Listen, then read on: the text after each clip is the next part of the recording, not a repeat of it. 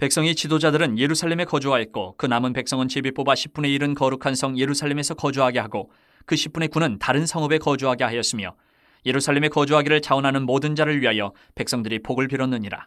이스라엘과 제사장들과 레위 사람들과 느디님 사람들과 솔로몬의 신하들의 자손은 유다 여러 성읍에서 각각 자기 성읍 자기 기업에 거주하였느니라. 예루살렘에 거주한 그 지방의 지도자들은 이러하니 예루살렘에 거주한 자는 유다 자손과 베냐민 자손 몇 명이라. 유다 자손 중에는 베레스 자손 아다야이니 그는 우시아의 아들이요 스가랴의 손자요 아마랴의 증손이요 스바랴의 현손이요 마알랄렐의 오대손이며 또 마아세야니 그는 바룩의 아들이요 고로세의 손자요 하사야의 증손이요 아다야의 현손이요 요아립의 오대손이요 스가랴의 육대손이요 실로 사람의 칠대손이라. 예루살렘에 거주한 베레스 자손은 모두 468명이니 다 용사였느니라. 베냐민 자손은 살루이니 그는 무술람의 아들이요 요엣의 손자요 부다야의 증손이요 골라야의 현손이요 마아세야의 오대손이요 이디엘의 육대손이요 여사야의 칠대손이며 그 다음은 갑배와 살레 등이니 모두 928명이라. 시그리의 아들 요엘이 그들의 감독이 되었고 하스누아의 아들 유다는 버금이 되어 성읍을 다스렸느니라.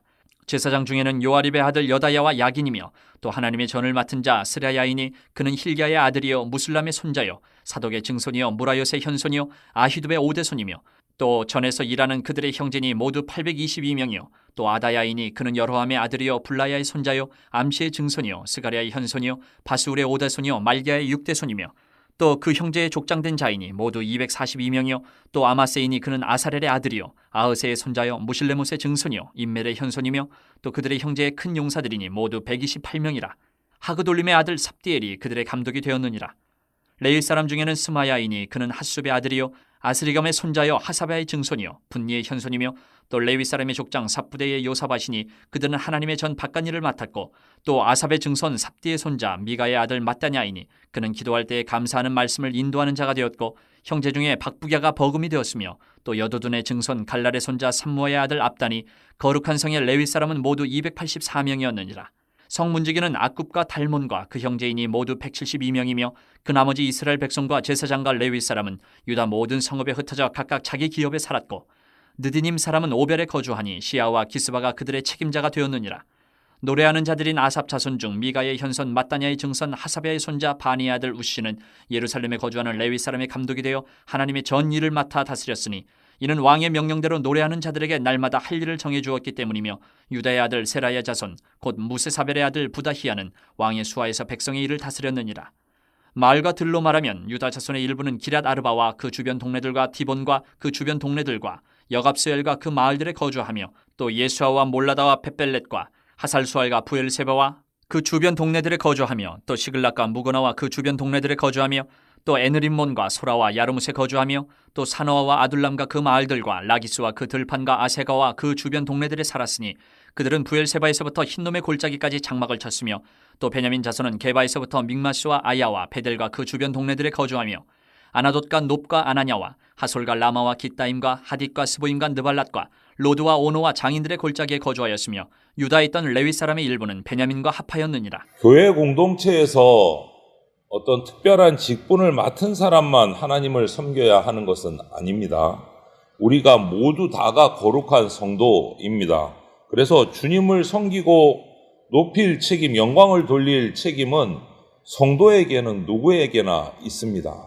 오늘 유다 백성들을 보면 이제 성벽 완공됐고 성전도 완공됐고 어제 본문을 통해서 보면 이제 성전을 그냥 두지 않겠다.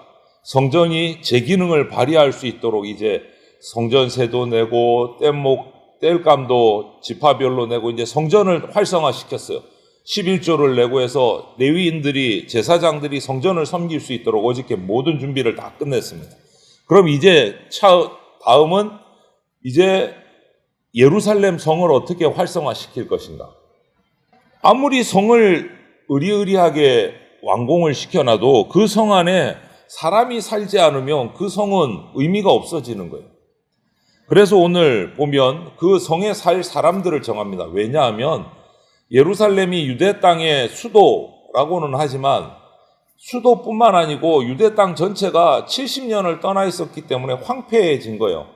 간신히 성벽만 세웠지 수도라고 하는 그 예루살렘 성벽 안에는 아직도 어떤 준비나 사람이 살기 위한 여러 가지 준비들이 잘 돼 있지 않은 그냥 땅에 성벽만 올라갔을 뿐이에요.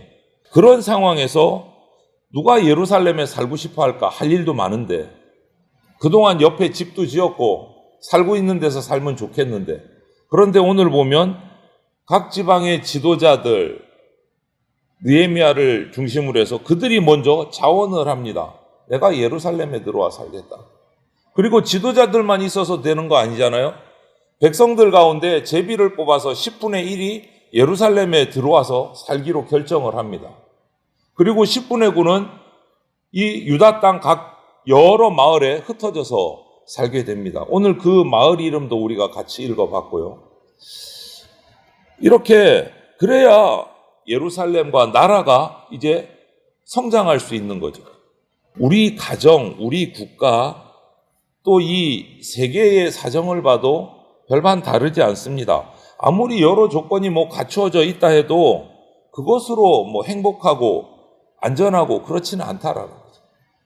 사람들이 살아가면서 특히 그 가운데 평화를 지키기 위해서 희생하는, 자원하는 사람들이 있어야 그 나라가, 그 가정이 화평하고 성장할 수 있는 거죠. 그냥 건물 하나 성벽 지어놨다고 그게 멋진 성이 되고 많은 사람이 모여든다, 그거는 아닌 거예요. 그래서 이기적으로 자기 이득만을 위해서 자기 편리대로 살아가면 하나님의 공동체의 부흥, 그것은 힘들다, 경험할 수 없다. 결과적으로 공동체가 평화를 이루고 성장하려면 자원하고 헌신하는 사람들이 있어야 된다. 오늘 그래서 예루살렘 성에는 그런 사람들이 모여들기 시작했어요. 자원하는 사람들, 또 제비 뽑으면 거기에 순종해서 예루살렘 성으로 들어와서 다시 집을 짓고 삶을 시작하는 사람들. 이렇게 포로로 잡혀갔던 유다 지파, 베냐민 지파 지도자들이 본국으로 돌아와서 힘들지만 예루살렘에 살기로 거주합니다. 그리고 그들의 내용 몇 면을 살펴보면 중간에 우리가 읽지는 않았지만 예루살렘을 지키기 위한 용사들이었어요. 하나님 뜻대로 예루살렘을 이제 제대로 다시는 빼앗기지 않기 위해서 순종해서 자원해서 들어온 사람들이었어요. 그리고 하나님께서는 그들을 통해서 예루살렘을 평화롭게 하시고 지켜나가신다. 지금도 하나님 나라의 원리는 동일합니다. 지금도. 나만 돌아보면, 내 자신을 돌아보면 가진 것도 없고 연약하고 아무것도 혼자서 어쩔 수 없는 존재같이 느껴지지만 내가 하나님 앞에 헌신하고 자원해서 나아가면 하나님께서 내게 능력 주셔서 용사로 사용하신다. 그래서 우리는 내 한 명의 일신의 평화를 위해서 살아가는 성도가 아니라 신앙 공동체의 평안을 지키는 용사로 헌신해야 된다. 오늘 10절부터 그 이후에 14절까지 말씀을 이렇게 쭉 보면 예루살렘에 거주하기로 자원한 제사장들, 또 그 안에 성전에서 다양한 일들을 맡는 그 명단들이 쭉 10절부터 나오는데, 그런데 이들을 설명하는데 제사장들을 설명해요. 군사가 아니에요. 제사장들, 레위인들이에요. 성전 안에서 성전을 섬기는 그 사람들의 명단을 쭉 기록을 해놓고 14절에 뭐라고 표현을 했냐면 그들의 형제의 큰 용사들이다, 이렇게 말해요. 아니, 성전에서 섬기는 제사장, 레위인들을 큰 용사다라고 표현을 해요. 이게 무슨 의미일까? 군사도 아니고. 이거는 이렇게 표현할 수 있어요. 이스라엘이 전쟁에서 승리하고 승전하고 번성할 수 있었던 이유는 군대가 많아서가 아니었다. 하나님이 지켜주시는 백성이었기 때문에 이길 수 있었고 돌아올 수 있었고 다시 회복할 수 있었다. 이 큰 용사라는 의미는 하나님의 백성으로 하나님의 거룩함을 지켜나가는 그러한 하나님을 섬기는 자들에 대한 표현이다. 그들이 성전을 잘 지킬 수 있도록 할 때 나라는 번영한다. 거룩한 백성은 번영한다. 이스라엘의 역사를 봐도 그렇고 오늘날 교회 성도들의 모습을 봐도 그렇습니다. 하나님의 백성으로서 거룩함을 잘 유지하고 사탄과 싸워 승리하면 우리는 거룩해지고 승전합니다. 반대로 우상 숭배하고 거룩함을 잃어버리면 아무리 약한 적에게도 우리는 힘없이 무너지는 거예요. 하나님은 당신의 말씀을 따르고 예배하는 공동체를 승리하게 하십니다.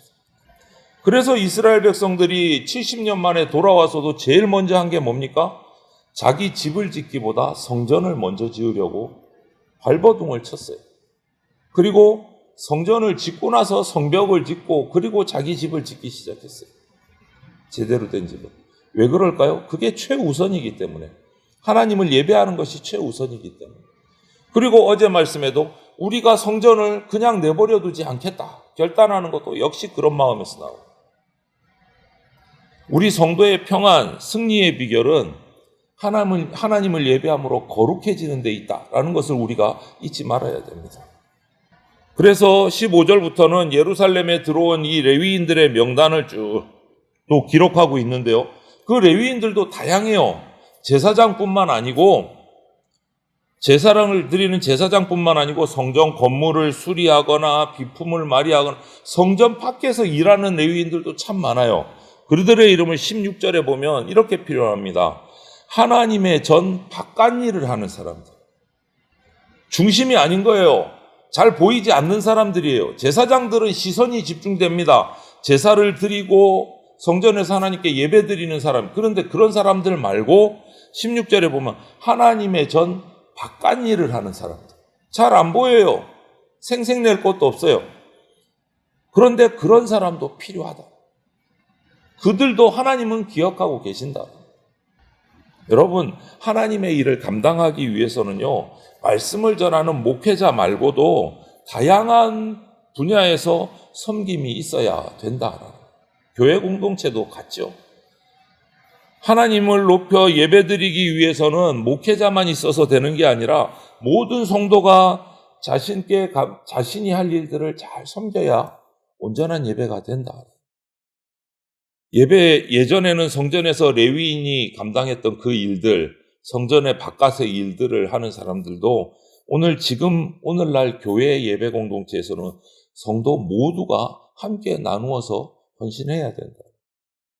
그것이 교회가 회복되는 길이고 하나님의 공동체가 회복되는 길이다.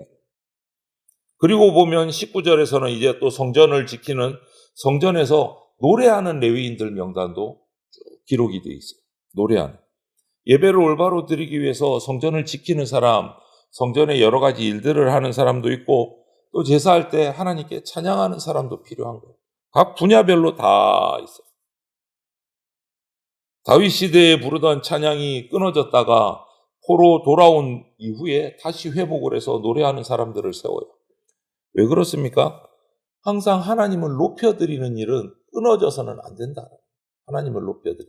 꼭 노래로만 어떤 음악적인 요소로만 아니고 모든 방면에서 하나님을 높여드리는 일이 우리 가운데 끊어져서는 안 된다.